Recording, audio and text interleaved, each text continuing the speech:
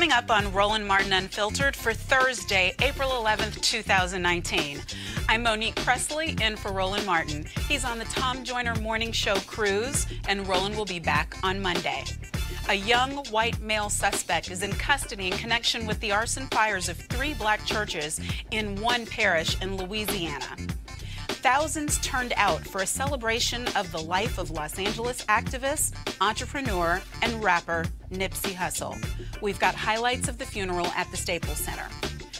Autism disproportionately affects black children, yet black children are less likely to be identified on the autism spectrum. It's World Autism Awareness Month, and I'll talk with an education law expert, Denise Pierce, about how parents can navigate the education system.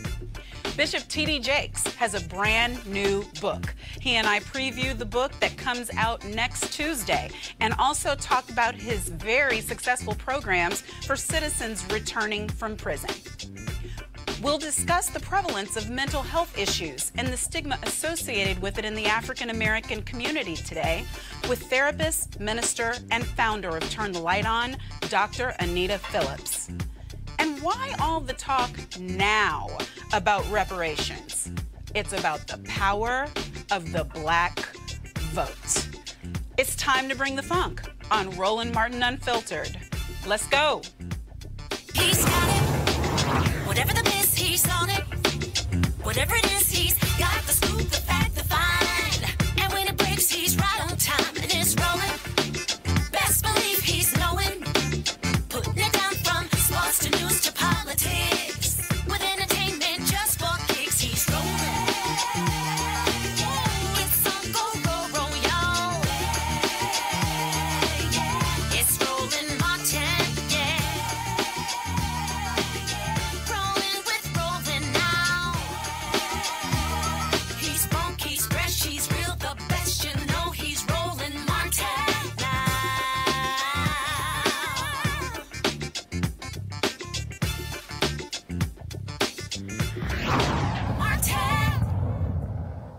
I'm Monique Presley in for Roland Martin. He's on the Tom Joyner Morning Show cruise, living it up, but he'll be back on Monday.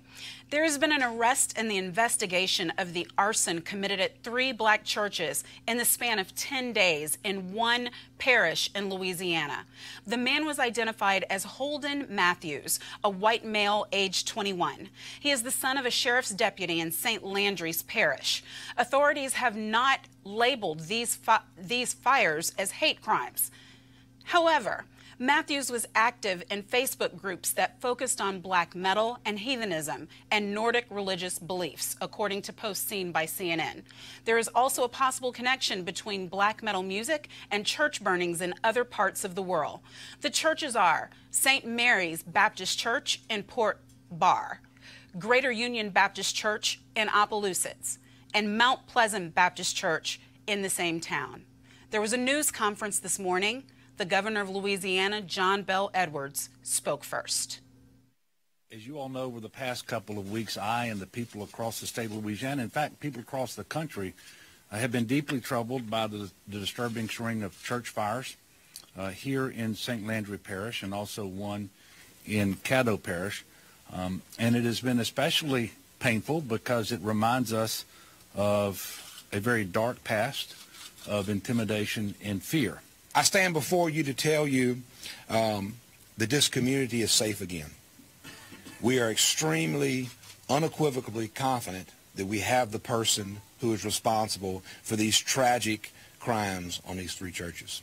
And I have to tell you, this investigation is probably one of the most unique arson investigations that I've been involved in my 33 years, in that this was an attack on the house of God. This was an attack on not just a place that people go on a weekly interval and worship. It's a place where they've had weddings. It's a place where they've had funerals. It's a place where generations, we're talking about buildings that were over 100 years old, where generations of families have been raised. So though the spirit is still strong, the landmark has been destroyed. We took that very seriously. Immediately when this investigation ensued, we knew that our pastors were important to us. Immediately after these fires, the pastors were brought in, and they were part of our investigative team. The first thing they did was pray for us, and that's what set us on the right track. The second thing they did was they became the agents of information. They were a calming voice in the community. And finally, there were reasons why we were able to cultivate the scientific leads that we did. Because I don't know if you're familiar with the scripture that says all things work together for the good of them that love the Lord and are called according to his purpose. That's right. We all had a purpose. All of you had a purpose to be here today and a purpose in this investigation.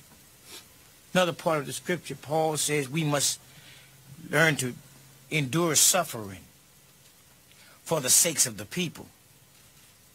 And we've suffered. But I think it has a cause, a higher cause. Even though we've lost our church, our building, look who he's brought together. Thank everyone. Now I can go to sleep. Because I'd rather even though I pastor 2 churches, I have a full-time job driving an 18-wheeler. And I want to thank those that made contributions to us that to help us in rebuilding and those that we've had connections from far all over the country to help us rebuild and within our cities. And that's why I say things are bright, because I've heard from pastors and ministers in the area that I've never talked to in my life. Joining me on the panel today is Eugene Craig, CEO of the Eugene Craig Organization, and Erica Savage-Wilson, host of the Savage Politics podcast. Welcome to Roland Martin Unfiltered. Appreciate it. Heady topic to start with, right? I just want to throw this out there. Here's my concern. I'm glad that they found this hold in Matthews.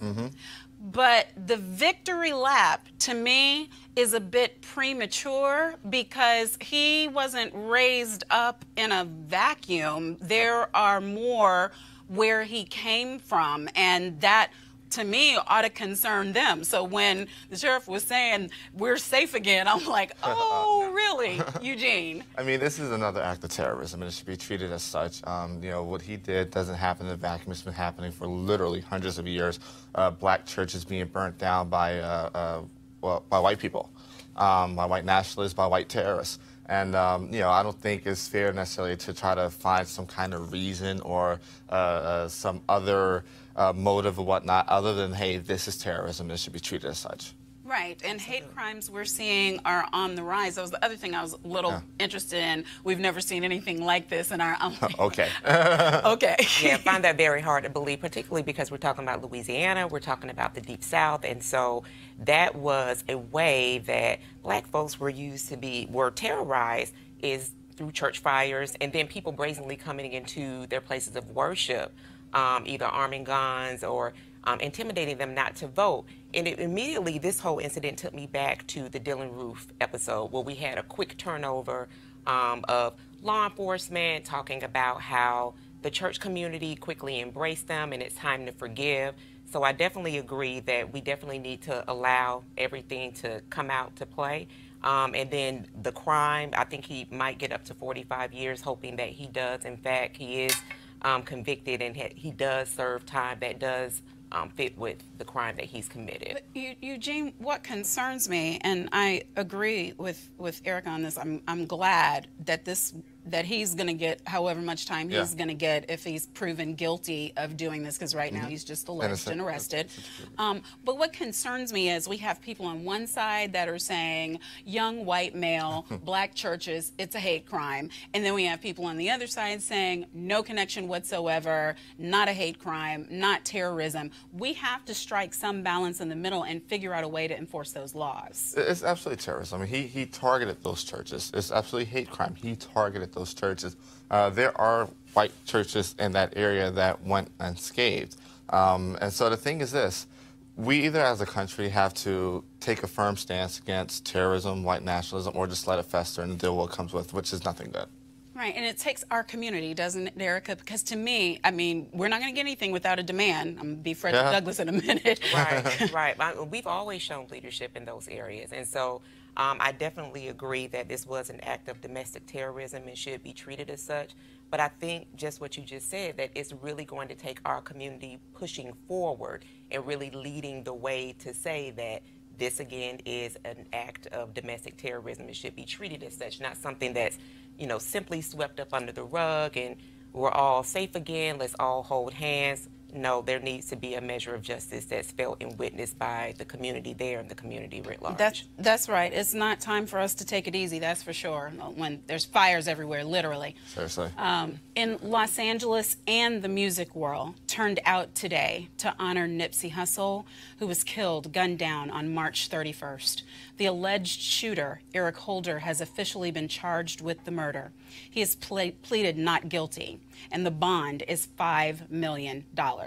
He is being held in solitary confinement, reportedly out of fear for his life. The funeral, billed as a celebration of life, was held at the Staples Center. More than 20,000 tickets for the event, which was free, were claimed within minutes of being made available online earlier this week. Today's processional began and went past the parking lot of the shopping center where Hussle was gunned down in front of his own clothing store. The same parking lot where he started his music career selling CDs. The funeral procession wound through the Crenshaw neighborhood onto the Staples Center, where the famous and the just regular folks came to pay tribute. The funeral started late, I hear an hour late, as thousands crowded into the venue that was once used for the Michael Jackson Memorial in 2009. There were performances and tributes from Nipsey Hussle's mom and longtime girlfriend, Lauren London. But let's begin with Karen Civil reading this letter from President Barack Obama. While most folks look at the Crenshaw neighborhood where he grew up and only see gangs, bullets, and despair, Nipsey saw potential. He saw hope. He saw a community that even through its flaws taught him to always keep going. His choice to invest in that community, rather than to ignore it, to build a skills training center, a co-working space in Crenshaw, to lift up the Eritrean American community.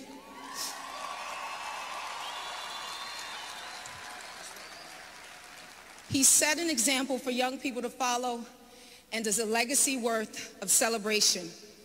I hope his memory inspires more good work in Crenshaw and communities like it.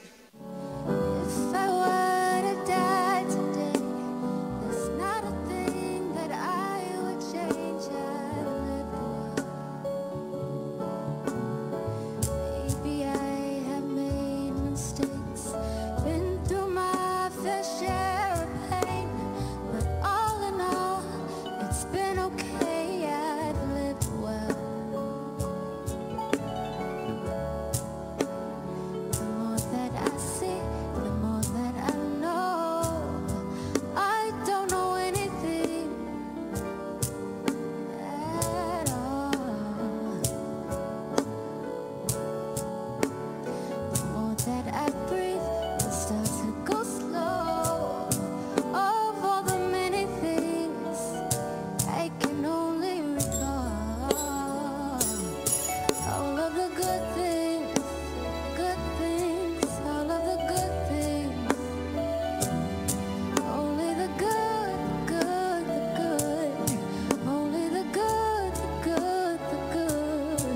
only the good things, all of the good things, only the good, only the good. Somehow I know that there's a place up above with no more hurt and struggling, free of all atrocities and suffering, because I feel the unconditional love from one who cares enough for me to erase all my burdens and let me be free to fly like a bird, take to the sky. I need you now, Lord, to carry me high.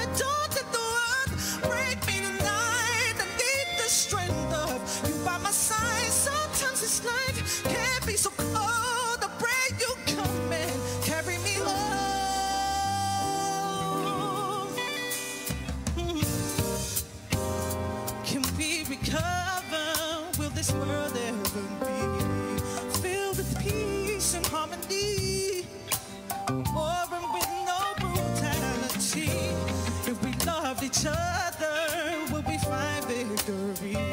But in this harsh reality, sometimes I'm so despondent that I feel the need to fly like a bird, take to the sky and meet you now, Lord. Carry me high, don't let the world break me tonight. I need the strength of you by my side. Sometimes this life can be so cold. I pray you come and carry me home.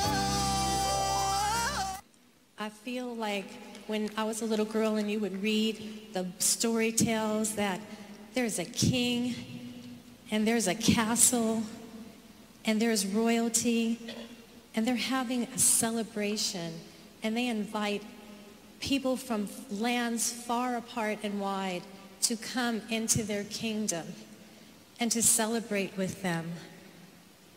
And I just thank you. I'm honored.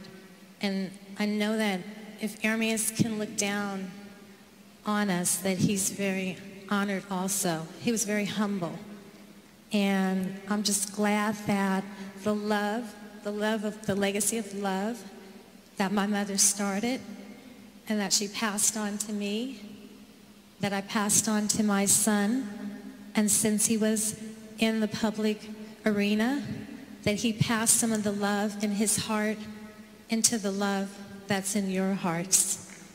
So let's water the seeds of love that Ermias displayed to you, that you know that you have planted in your heart. Let's water that love and let it grow. We lost an incredible soul. We lost someone very rare to us, and we lost a real one. And we won't ever be the same. But in Hustle's words, because he used to always say this, the game is going to test you, never fold. Stay 10 toes down. It's not on you, it's in you. And what's in you, they can't take away. And he's in all of us.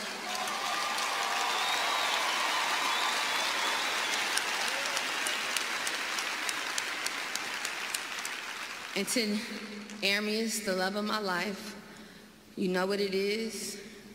Grief is the final act of love. My heart hears you. I feel you everywhere. I'm so grateful that I had you. I love you beyond this earth. And until we meet again, the marathon continues. So we had just beautiful tribute from longtime girlfriend Lauren London. I love the way it ended with the marathon continues. We've been seeing a whole lot of memes about that going throughout social media, all over IG.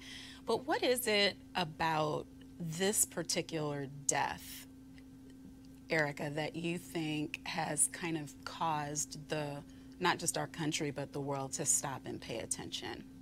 I think he's the really great example of the power of a pause, which I think we really need as a nation. There's a lot of divisiveness, and I think that having someone who's young, because our focus moving forward in the political space and in areas, the opportunities of growth, we're always looking at our youth. And so to have a young man who was very much so business savvy, also politically savvy, culturally savvy, to be struck down on, a day of celebration the way that he was, I think that was the pause that really kind of jerked collectively everyone back to a place to really take stock of what it is that we're prioritizing, and that all Black lives, Black lives do matter, and not just the ones that are celebrities, but all Black lives matter. So I think it was really just a time for us to really kind of step back and take stock of what's happening, what's important to us in this day and time. Eugene, what struck me is he was really honest about where he came from and the kind of life that he was in. But in his death, people are seeing videos that they probably never saw before. Millions of people are seeing them where he's talking, as Erica said, about business.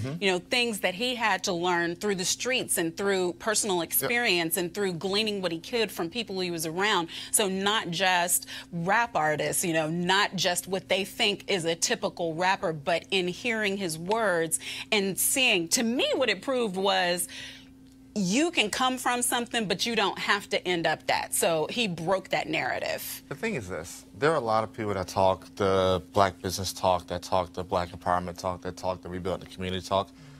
the beauty of Nipsey was that he actually lived it. And he was that, you know, before he was a rapper. You know, to a degree, I think, you know, rapping almost was a side job for him. Right. You know, I watched the service, you know, for the most part all the way through. My favorite part of it was, you know, outside of Janae just serenading us, my favorite part of it was his brother's speech. You know, his brother actually gave the backstory on how they came to own that lot.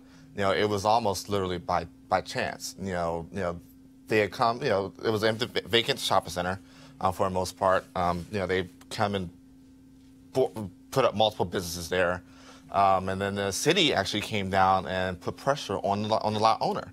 And you know, the lot owner essentially had given them 30-day notice on multiple slots that they were occupying for different businesses. A 30-day notice on them, and looked at them and said, "Listen, I don't want to kick you out, but the city's giving me pressure, the police are giving me pressure, the DA's giving me pressure. But what I want to do is sell it to you." And what his brother said, "Listen, we don't know how we're gonna come up with the cash, we don't know how we're gonna make it happen, but you know, Nip figured it out, and we ended up, you know, owning a lot, and that's where he died. That's his legacy." And so. The beauty of it is that, you know, there are a lot of people that especially recently in the last couple of years, got on the black empowerment wave, got on the black business wave, and to a degree treated it like a wave. But for Nipsey, it was a lifestyle, it was a legacy development. I mean, you know, you don't just, you know, build a incubator for black kids to learn STEM and learn business and not leave a legacy. You know, you don't come in and start multiple businesses in a particular area, because there is a certain thing when it comes to concentration and providing jobs in a concentrated area, and don't leave a legacy. But I mean, that's just one part of it. I mean, even from the music side, you know, him literally owning all of his work, you know, not being willing to kowtow to the big labels. Right. You know, learning the lessons of the past is what that's called. But he, to me, he wasn't just talking the talk, he walked the walk. And he did it in the place that he came from. Yep. But we have so much more in this Power Pack show today. We're going to take a break right now, and we'll be back in a moment with my interview with Bishop T.D. Jakes. You want to check out Roland Martin Unfiltered? YouTube.com/Roland S. Martin. And subscribe to our YouTube channel. There's only one daily digital show out here that keeps it black and keep it real. It's Roland Martin Unfiltered. See that name right there? Roland Martin Unfiltered. Like, share, and subscribe to our YouTube channel. That's YouTube.com/Roland S. Martin. And don't forget to turn on your notifications so when we go live, you'll know it. Hey fam, want to check out Roland Martin Unfiltered, the blackest show on all of digital, cable, and broadcast. Check out our audio podcast. There's only one daily digital show out here that keeps it black and keep it real. It's Roland Martin Unfiltered. Press play.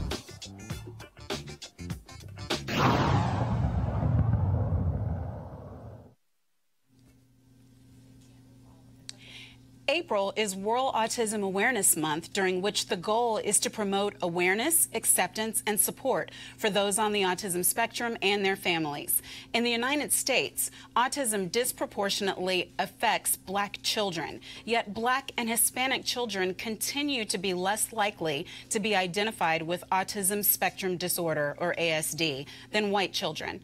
These differences suggest that black and Hispanic children may face socioeconomic or other barriers that lead to a lack of or a delayed access to evaluation, diagnosis, and services.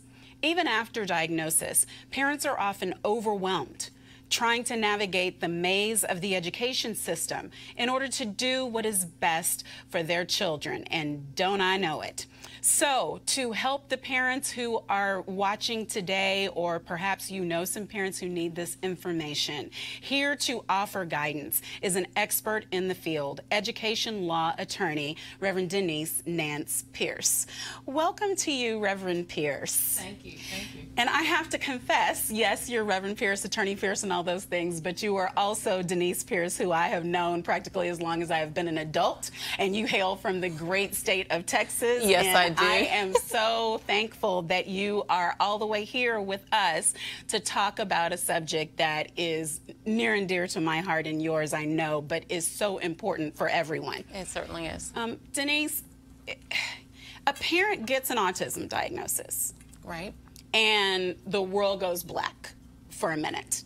And all of a sudden, they've got to figure out what part is medical, what part is learning disability, what the doctor's supposed to do, what the school's supposed to do, if there are supplements, if there are all of these random treatments that are going to be the one thing that brings their child through. And in their heads, they're hearing start school, start therapy, no cure, no recovery. So they're getting all of these messages at the same time.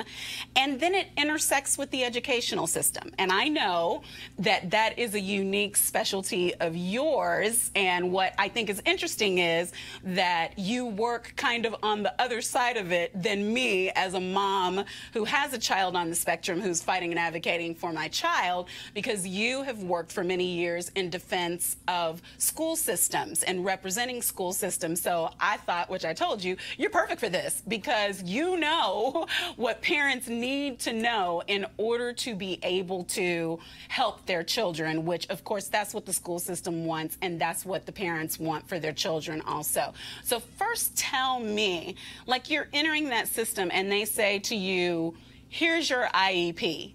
What the heck? So you've already started talking about the jargon of special education.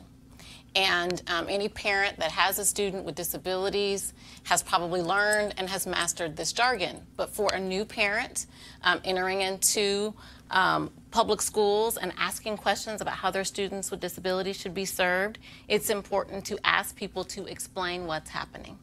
And essentially what's happening is every public school in our country has an obligation based on a federal law adopted by Congress in 1975 to make certain that every child with a disability in our school system is identified, located, and served in accordance with their disability, and gets a unique plan for that child called an IEP, an individualized education plan that is tailored for the educational needs of that student.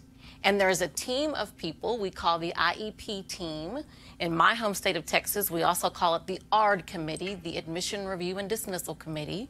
And that committee is empowered and expected by our federal law to make decisions about serving that child's unique needs. The parent is on that committee.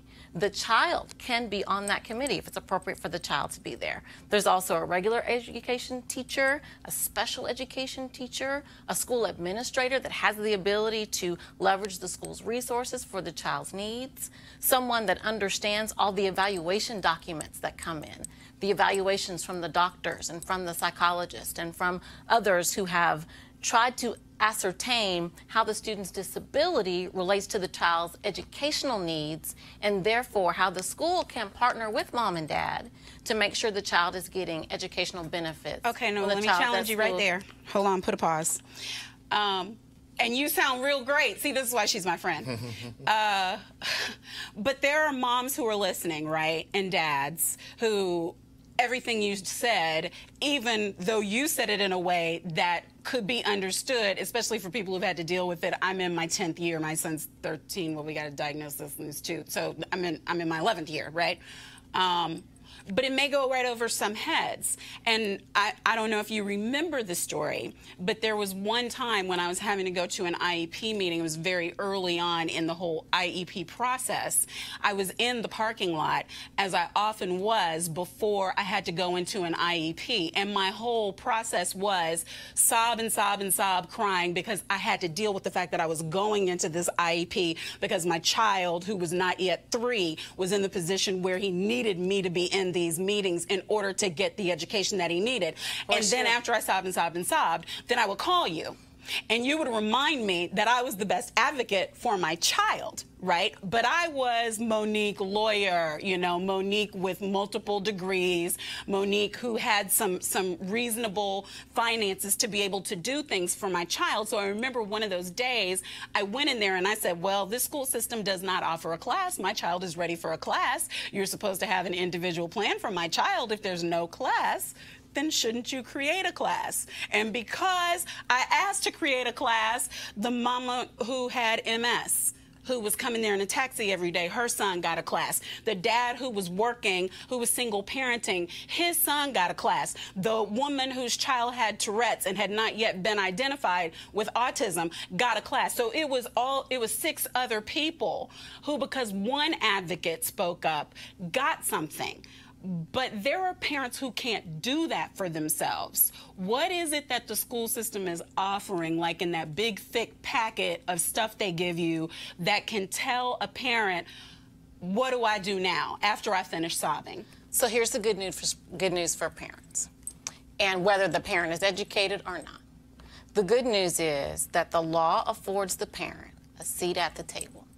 The law affords the parent the ability to consent to testing and to consent to services. The parent is not unempowered in those conversations. And the parent should always advocate for their child in the best way that they know how in the context of those meetings, while also becoming increasingly informed as time goes on about their child. Also, we're about to go to a break, so I want to hurry you along. Isn't there also a number or something that they can call if they need assistance with it? Doesn't the school system provide them assistance before they had to call somebody like me and I start suing school systems? Absolutely. So the law requires, and every school will give the parents a packet called procedural safeguards that explains the rights of every parent, the rights of every child, including phone numbers to call to get information. I commend every parent of a special education student to avail themselves of those processes to make good relationships with their child's teachers and parents. The schools certainly have the persons who are empowered to make decisions and to make differences in terms of resources and services for their children, and parents just need to have those meaningful conversations both in IEP meetings and out of them so that their children can benefit from the school services that are being offered. Oh, well, Reverend Dr. Attorney Pierce, thank you so much for sharing all of this decades of information with us today. It is World Autism Awareness Month. Thank you for having on your pen, but it's Autism Awareness Month every month for children of parents on the spectrum. So I'm wearing my blue, and I hope you all will join us in lighting it up blue this month. We're going to take another short break, and then when we come back, we'll be having my interview with Bishop T.D. Jakes.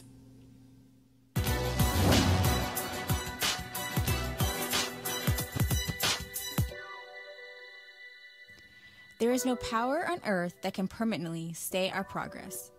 Educator Booker T. Washington.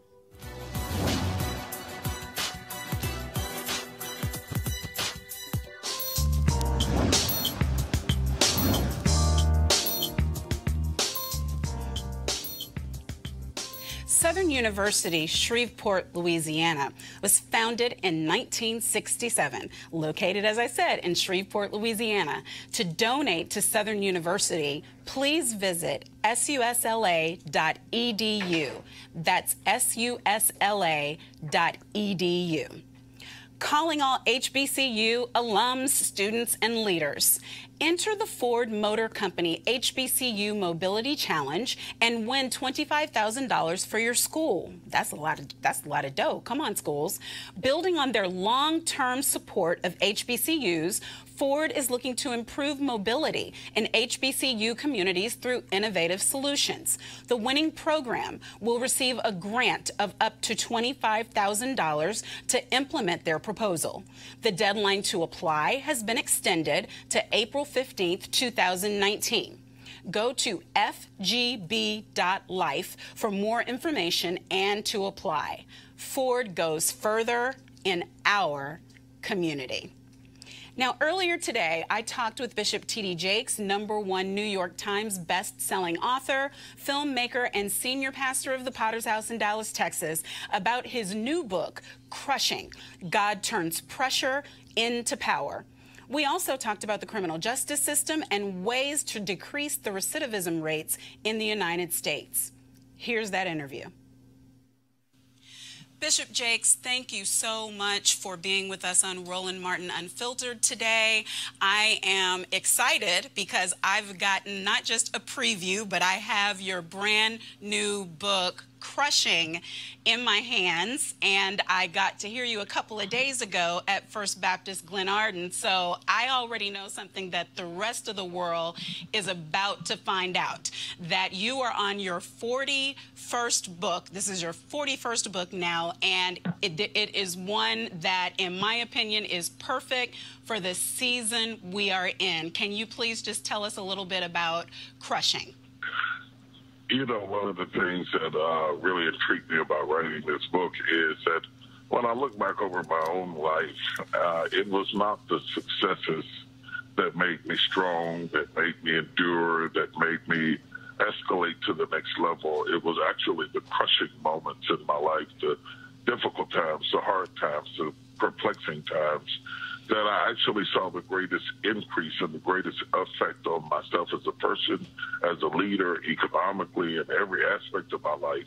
And this book, Crushing, really grapples with the notion that much like grapes turn to wine, we have to go through certain crushings in order to reach the final state of what we really need to be. The art of it is to go through it and not get stuck in it. Yes, yes, I understand. And I love the fact that you talk about how being a grape, some people think is a finish line, but really being the grape, being the fruit, is just a start. We're working our way through a process so that we can be something much more powerful. Well, you know, when Jesus lifted up the cup, and this is a season where Christians everywhere remember the Last Supper and the crucifixion and the resurrection during this season, we're so cognizant of the fact that when Jesus lifted up the cup, all that the grape would go through to become wine was everything that he would go through. Both he and the grape were born to die. The grape is a crop that is raised so that it can be crushed. And right before Christ himself was to be crushed, he lifted up the cup and said, "Do this in remembrance of me." And I think that there's a great metaphorical lesson to be learned there, that before he could have a resurrection, he had to have a crucifixion. And before we could be crowned, we have to be crushed. And so many people are in the process rather than the promise, and frustrated by the process, feeling like they're not going to get out. But the reality is the process is something that you go through, not that you go to. And if you keep on forging forward, you will come out of it. And one of the things that I was thinking about as I was reading and as I was hearing you the other day is that this country really has been going through a crushing process, that many people are concerned for their livelihoods, they're concerned for how they're going to take care of their loved ones if their loved ones get sick, they're concerned about the political environment, and it seems like we may be going through some fermentation right now as a whole. Is there anything that you can offer just to the people who are watching that will encourage them in such uncertain times? You know, this period that we're in right now as African Americans reminds me very much of why Joshua, after he had served up under Moses and had been one of the spies that had crossed the wall to the promised land, he then, up under his leadership, sent more spies to cross over the wall to the promised land so that they would be as motivated as he is. Yes. This generation that we have right now has never seen racism like their parents did. This is their first encounter with the reality that this is not just a historical context, that we are not in a post-racist society, that it still raises its ugly head more prevalent than we've seen in recent years. And that awakening is important so that we can continue to press forward and hold elected officials more accountable to the needs of all people and not just some people. And I think that's an important awakening to happen. But I do believe that when the crushing stops and when the test is over, that we will come out the better. We have seen worse days than these and survived them and came out the better. And I'm hopeful and optimistic, even in the face of discouraging news and headlines, that ultimately the best of our country will rise out of the ashes of the disparity that it finds itself in right now.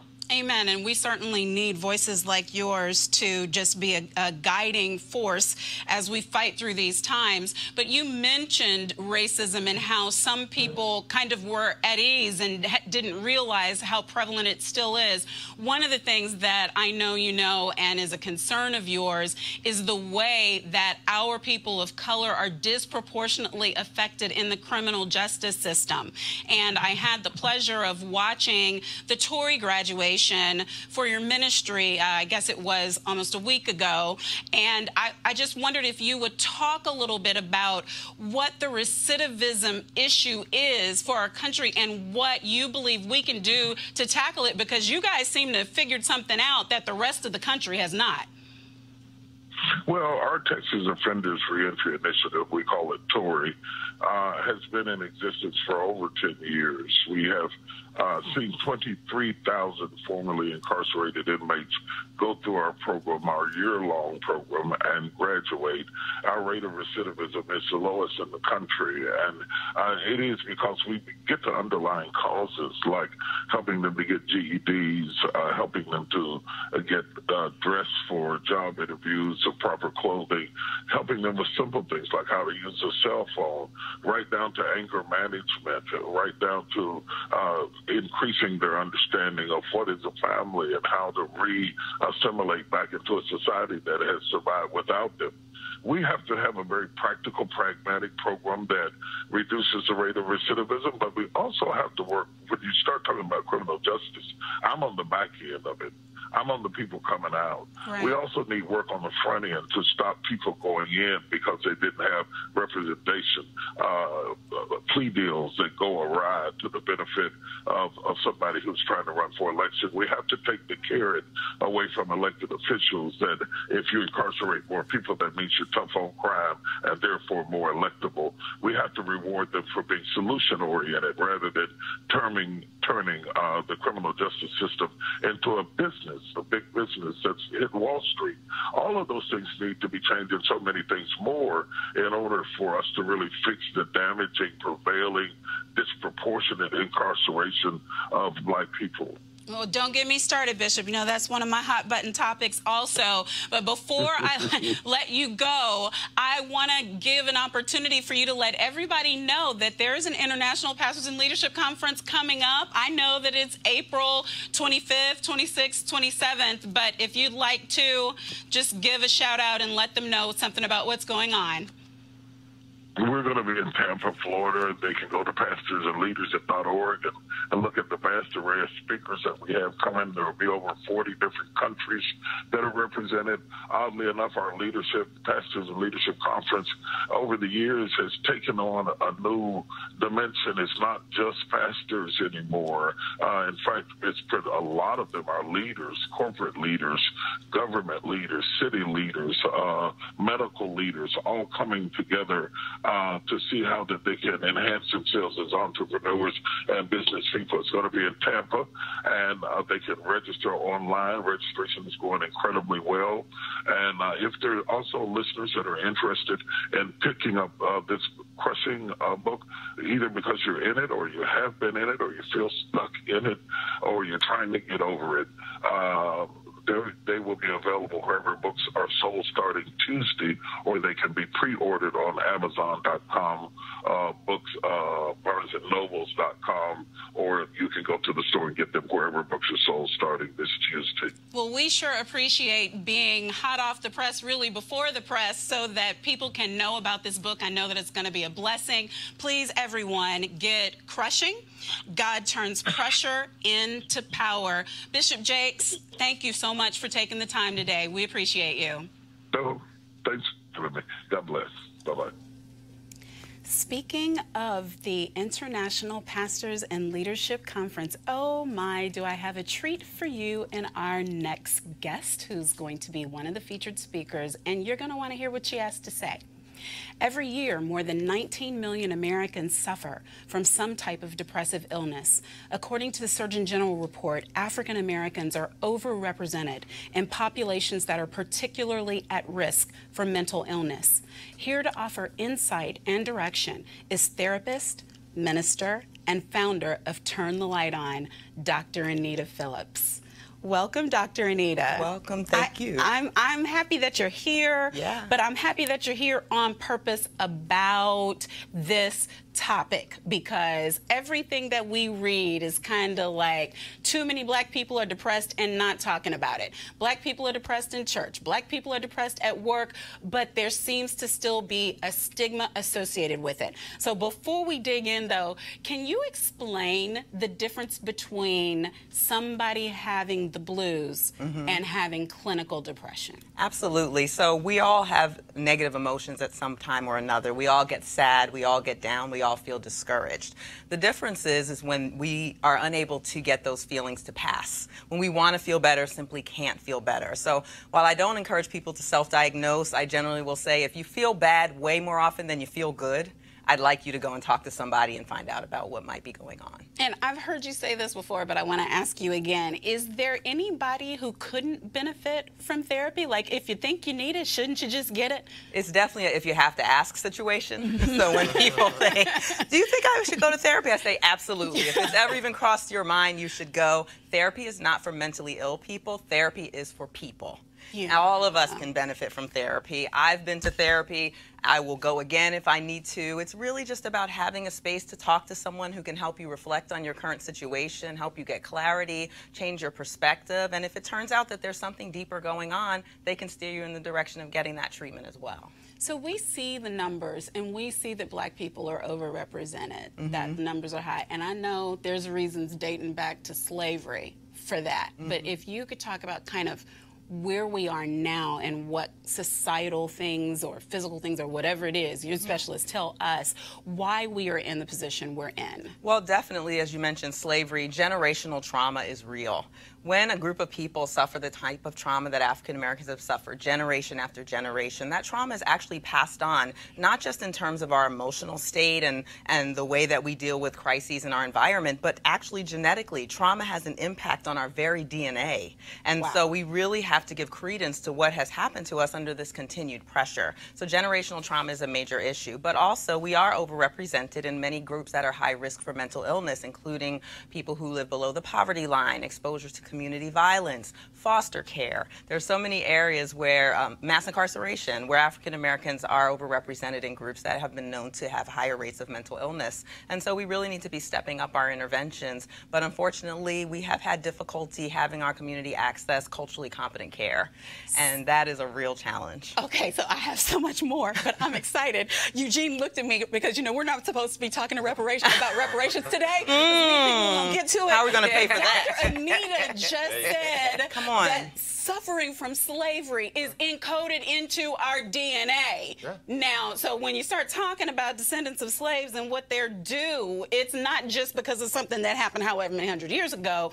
It's because of things we are still suffering now. Absolutely. But I know you got good news and bad news. So, I mean, are we bad news first? Are we through the bad news to get to the good news? Or what? Primarily through the bad news. I think we all understand the needs that's in our community, and it is intensifying. There was a study released last year that has us very, very concerned, showing that African American children's suicide rate is spiking and has surpassed that of white children of the same age. And that is the first time in history that our suicide rate has outpaced that of white Americans in any segment of our population, much less our children. So we are in a crisis state. These generations of adverse experiences, the environmental factors that we're suffering, if we don't move now and fast, our children are going to be lost. So we don't have any more time to play around with this. And so it is critical that we are having this conversation. And that is the good news. The conversation is picking up momentum. I feel like we're talking about how we don't talk about it so much that we're talking about it. Right. I think we're crossing over. We're finding a way to talk about it. Absolutely. Because, and if you could just, I want the good news, but if you could kind of explain what the stigma has been in dealing with it for somebody listening now who's maybe thinking they have a problem, but they don't want to admit it because they're conceived as weak or someone who can't handle things, you know, like black people are just supposed to suffer. Absolutely. So in our community, we place particular value on being in our right mind. You know, whether we're in church talking about being in our right mind or on the street saying get your mind right, we place a lot of value on mental clarity, and there's absolutely nothing wrong with that. That's just a worldview difference. But in the face of mental health or mental distress or mental illness, it becomes a little bit of a stigma, because if your mind isn't right, somehow that may make you weak. This has been exacerbated by the fact that professional mental health has not always been very competent in terms of dealing with people of color. So for a long time, the Black experience was stigmatized by professional mental health. For a long time, religion was stigmatized by professional mental health, placing Black people kind of in double jeopardy because we are particularly spiritual people. And so the mental health field has not always been hospitable to us. So we had a problem from both sides, and it became kind of a perfect storm. But we are definitely stepping beyond that and realizing that we don't have to suffer. You don't have to feel badly all the time. Life doesn't have to be a push and a struggle. But when you're dealing with basic survival needs, people don't always have time to take care of their emotions. But now we're looking to help people take care of their emotional health in the presence of other physical health needs that they may have, so that we're able to be healthy across the board. So I want you to talk to 3 people quickly. Okay. There's a pastor listening. And he's trying to figure out what to do about mental health issues in his church. So talk to him. And then there's a young woman listening, and she is contemplating suicide. So I want you to talk to her. And then there's a young child, teenager, listening, and they're going through struggles that they don't want to talk to their parents about. Tell them where they can go. Where they can go to get the help. To the pastor, I would say that this is a very important spiritual issue. To the Christian pastor in particular, the Bible is very clear about the relationship between emotional health and spiritual health. They feed each other simultaneously. And so I would encourage that pastor to seek out counselors who are state licensed in their community, who are also Christians, and there are quite a few of them. I understand that pastors often feel safer with someone who has the same spiritual background and perspective as them. There are plenty of them, and that is a myth. Has been a myth that counselors are never Christians or never religious, so they can go and search for a counselor in their community. To that young woman who is feeling like life is no longer worth living, like tomorrow will never come, I say, yes, it absolutely will, and I want her to talk to someone. Please call a national crisis hotline, 1-800-273-TALK. There are people who have gotten training and get up in the morning and go sit by a phone hoping that you will call them when you're in that moment of distress. They're there for no other reason but that. And then to that child, I would say, if you can't talk to your parents about how you're feeling, or you've tried and they don't seem to understand, grab someone at school, a guidance counselor, a teacher, the principal, and let them know that you feel like you need some help, because the internet may not lead you in the right direction. And I would really rather you talk to an adult that that you love and that you trust, and just keep going until somebody turns around and gives you the help that you need. And of course, a young person can dial that number as well. We know that they all have cell phones these days. 1-800-273-TALK. 73-TALK. Okay, I'm going to turn to our panel. First, ladies first. Miss Erica, do you have a question for Dr. Anita? I do. And so thank you, Dr. Anita, for the work that you do. My question is, in communities, I know in Baltimore, they're switching out, or they replace rather, in-school suspension with meditation, things of that nature. Do you see that as something? Do you see that practice as being something that could help to curb those high numbers that you talked about of African-American children that are dying by suicide? I do. I think teaching children mindfulness techniques is a very powerful way to intervene in behavioral issues, because when children are able to manage their emotions and learn to self-soothe, and many children have not learned to self-soothe, then they are more likely to be able to deal with those negative emotions and recognize that they are transient. No emotion is permanent, but it's hard to tell that to a child. Some adults can't even understand and believe that. And so I do believe that mindfulness practices do give an opportunity for children to learn to self-soothe. And I know some parents at times may be worried about those kind of practices, wondering if they are contradictory to the faith traditions they may have at home, but they certainly can be complementary. And if they talk to their children about that, and during those quiet moments, if they'd like to bring prayer into their mindfulness or whatever tradition their family teaches, it can actually strengthen the relationship between the school, the child, and the parent. So I think it's excellent. Eugene? I know some personalities are like pushing tools like Talkspace and whatnot. I guess my question is, are there any culturally sensitive tools available for online counseling for things like Talkspace. So I don't know of a dedicated online counseling service that's focused on people of color as of yet. But that's a great idea, and now my head's like, it's an excellent idea, definitely. But when you go into some of the online counseling services, you can ask specifics. And so if someone would like to be connected with an online counselor who's a person of color, they can request that in the profile that they set up. So that's possible. Okay, Dr. Anita, I know that in a couple of weeks you're going to be going and speaking at the Pastors in Leadership Conference, and it really deals with kind of an area of specialty of yours. Can you just maybe give folks a preview so they can know what they have an opportunity to hear? Oh, wow. I'm super excited about being at Pastors and Leaders, because when we're talking to people at the head of an organization, we're able to get at the people who are in the organization.